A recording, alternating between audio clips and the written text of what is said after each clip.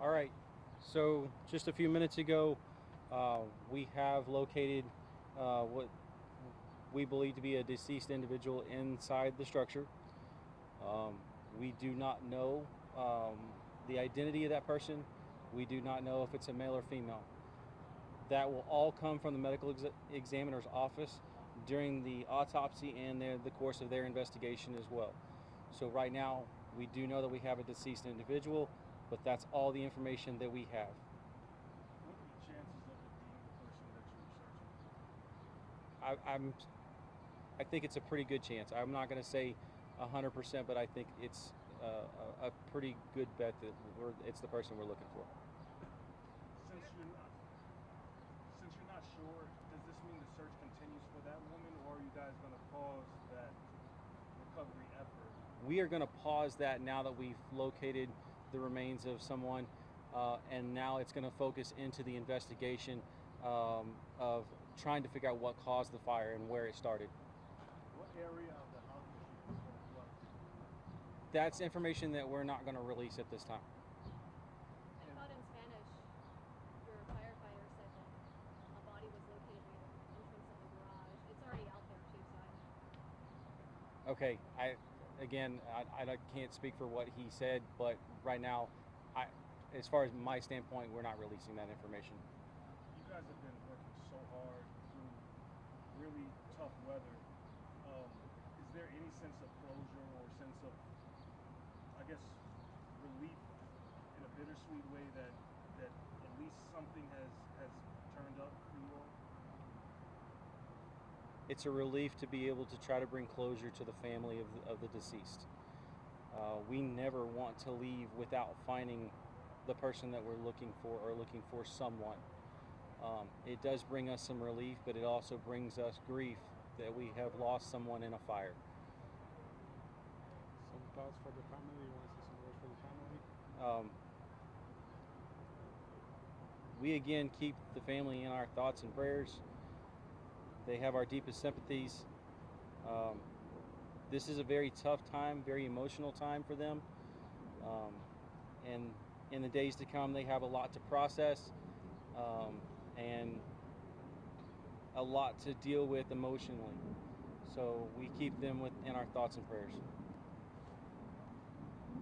what happens now, Chief? I know you said the investigation itself will start. Will you and your fire crews remain, or will it now just be completely turned over to the fire marshal's office? Right now, we've turned that over from a recovery now to an investigation. The fire marshal's office will conduct their investigation concurrent with the medical examiner's office. The medical examiner has been notified. They are going to send out a team consisting of an investigator and I believe an anthropologist is actually going to come out, and they are going to very thoroughly remove the debris that is still around the deceased individual, so that we make sure that we do a thorough job of our investigation and removing those remains, and doing it with dignity. Is How there any? tough is something like this for your firefighters to deal with personally? A human being? It is very tough to deal with emotionally whenever we lose someone. I've already spoken with some of the firefighters. There are some of them that are really struggling with this. When we lose someone in a fire, it's particularly difficult for us. Our job is to try to save lives and protect property.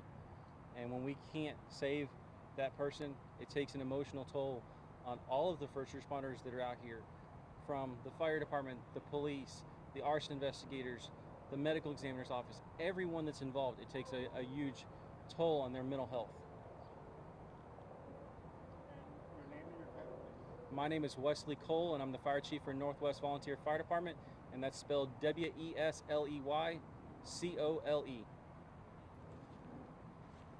is there anything from the fire marshal's office that you'd like to add? Sure. So from the fire marshal's office standpoint, everything has been put on pause until, like Chief Cole said, the ME's office and the anthropologist come to, just check on those things. Once that is confirmed or denied, then we will go ahead and begin our investigation.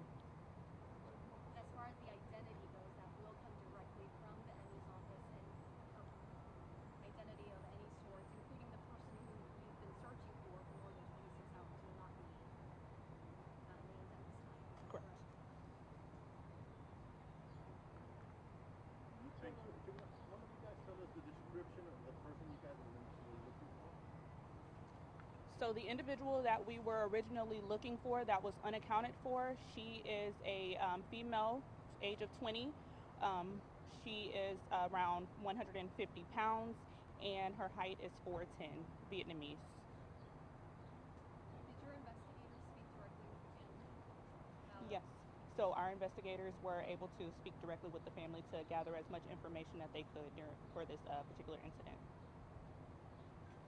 Your name and your title, please? Michaela, Mikaela, Hamilton, Hamilton, Communication Specialist and Backup PIO for the Harris County Fire Marshal's Office. Will this remain an active scene for, assuming through the night, possibly?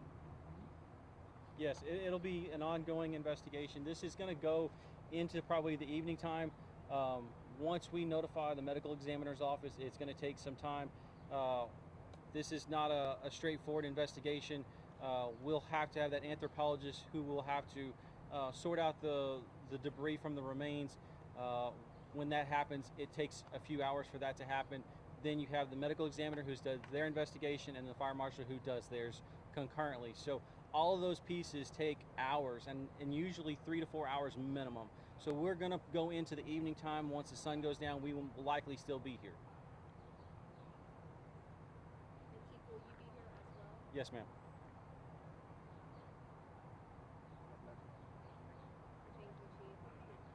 Thank you, Chief. Thank y'all. We'll update you in a little bit.